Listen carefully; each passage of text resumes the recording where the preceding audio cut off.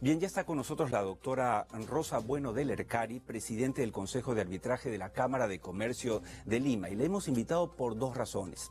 Una, porque por una feliz coincidencia, el Consejo de Arbitraje cumple 25 años en un par de semanas. Pero además la otra no es una feliz coincidencia, es el hecho de que en las últimas semanas ha habido un escándalo tremendo en relación a los arbitrajes que han puesto en cuestión esta figura que era importante y que nació en 1992. Doctora, por favor, díganos, ¿por qué es importante el arbitraje? ¿Por qué se instituyó en 1992? Y empecemos hablando de lo bueno del arbitraje. ¿Cuál ha sido su contribución a el desarrollo económico del Perú? Muy buenas noches, Oscar. Gracias por la invitación.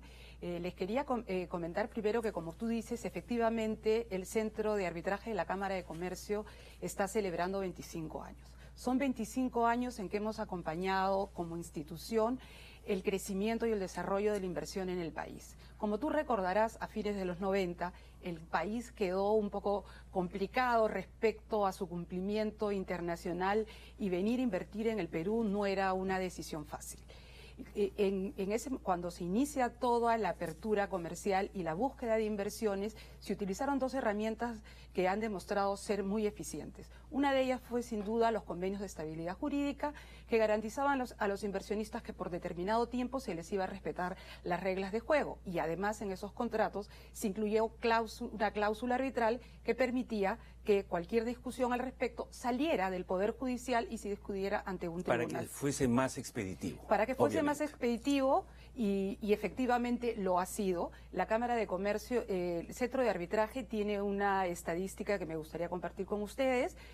Más del 70% de los procesos que se someten a arbitraje terminan con un laudo antes del año y medio, el 30% antes del año. Y el nivel de anulaciones de estos laudos es relativamente poco. Entonces, comparando estas cifras con las cifras que se tienen en el Poder Judicial, con las demoras de 3, 4 años, si terminan en una casación en la Corte Suprema, efectivamente es un instrumento eficiente y así lo ha demostrado en estos 25 años que se ha institucionalizado. Ahora, en el país. hay tres instituciones, para que el público entienda, que formales, digamos, que brindan este servicio de arbitraje: la Cámara de Comercio de Lima, la Universidad Católica y AmCham. Ahora, entiendo que ustedes han estado en 70% atendiendo los temas más bien privado-privado, pero últimamente como que se ha equilibrado el balance, están 50-50 en el público-privado. ¿Por qué se ha manchado la figura? Hay los arbitrajes institucionales y los ad hoc. Entiendo, por lo que he leído, que los que han terminado en corrupción han sido los ad hoc, es decir, los que nombraba el Estado, digamos, a dedo. ¿Cuál es la diferencia, doctora, en pocas palabras, para que el público entienda, entre estas dos arbitrajes? Perfecto. El arbitraje institucional, como su nombre lo indica, es un arbitraje que es administrado por algún centro de arbitraje debidamente constituido, con un local adecuado, con una infraestructura adecuada, que da un servicio de secretarías arbitrales, que son los que llevan el procedimiento, los expedientes. Y donde supongo que los árbitros son aleatorios, o sea, no se eligen a dedo, ¿o sí? En el arbitraje siempre los árbitros son elegidos por las partes. Ya. Las partes tienen esa potestad y esa es una de las ventajas que tiene el arbitraje. Imagínense, qué mejor para alguien que pueda elegir quién va a determinar en un proceso en el que se encuentre involucrado. Y entonces, ¿cuál es la diferencia entre el arbitraje institucional y ad hoc? La diferencia es la supervisión que da un centro de arbitraje, ¿no es cierto?, donde las partes pueden recurrir o puede haber una supervisión. De hecho, la información que hoy día existe sobre el número de arbitrajes, etcétera, es la información que tienen los centros arbitrales, porque nosotros, por ejemplo, Pero tenemos... es el institucional. Es el institucional. Porque el ad hoc no deja registro. Eso Sí. es el escándalo, ¿o no? Yo no creo que O sea, no hay cómo probar, no hay el histórico de los resultados de los ad hoc. Pero yo no creo que el arbitraje ad hoc sea malo per se. Ya. Yo creo que lo que tiene que existir es el arbitraje es bueno, tiene unas normas que se hacen entre privados, pero lo que ocurre es que cuando está en juego el dinero del Estado, siempre tiene que haber mucha transparencia y además tiene que haber una supervisión. Y el arbitraje ad hoc no permite efectuar esta supervisión porque son 3 árbitros elegidos por las partes que sesionan en una sede arbitral que puede ser una oficina, un estudio de abogados. ¿Qué ha pasado? No hay una institución. ¿Qué ha pasado en un restaurante también? O sea, ha habido casos. Ahora, hay cinco proyectos de ley que hablan del tema del arbitraje. Uno que dice, bueno, que solo se hagan los arbitrajes institucionales como los que hace la Cámara de Comercio. Hay otros que dicen que no, que pueden ser los dos, pero siempre institucionales. Y otros que ya se van al extremo, ¿no? Que lo dejen como está.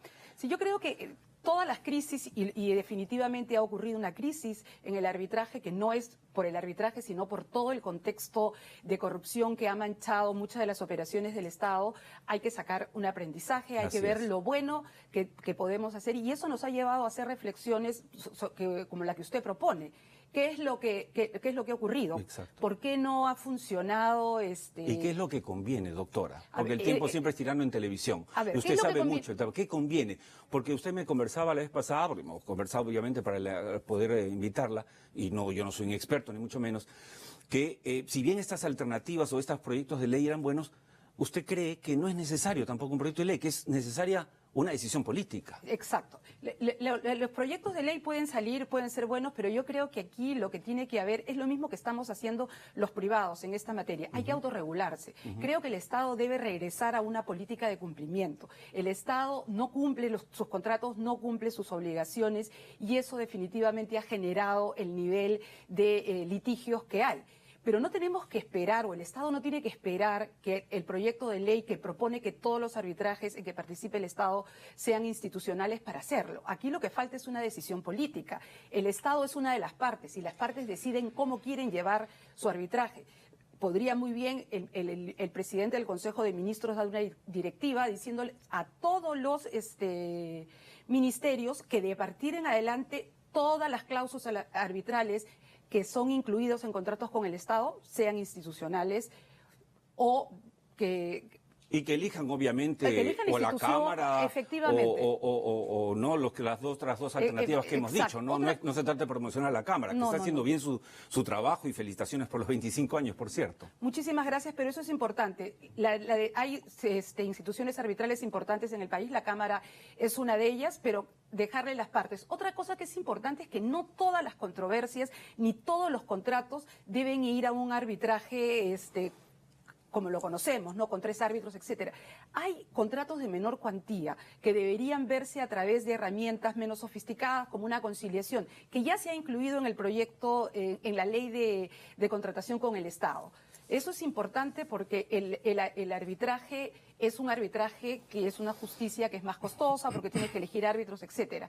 Con los arbitrajes de menor cuantía, someterlos a un arbitraje en un tribunal arbitral estaría generando sobrecostos innecesarios al Estado. De acuerdo. Doctora, muchas gracias. Hemos hablado en estos minutos de manera clara, directa y breve, cosas que podrían habernos tomado días, por eso están de moda los TED Talk. Usted casi lo ha hecho hoy día en el programa. Muchas gracias y felicitaciones por los 25 años. Antes de terminar, si me permite un minuto, le queríamos decir que nosotros en el tema de autorregulación hemos trabajado muchísimo en temas de digitalización, transparencia, y a partir de la próxima semana vamos a lanzar el Faro de Transparencia. Estupendo. Esta va a ser una información para que todos los que participan en los temas arbitrales, incluyendo los periodistas, puedan ver quiénes son los árbitros, en qué tribunales ha participado, para custodiar todo lo que es el tema de evitar conflictos de interés y que las partes tengan la información suficiente para tomar decisiones adecuadas al momento de elegir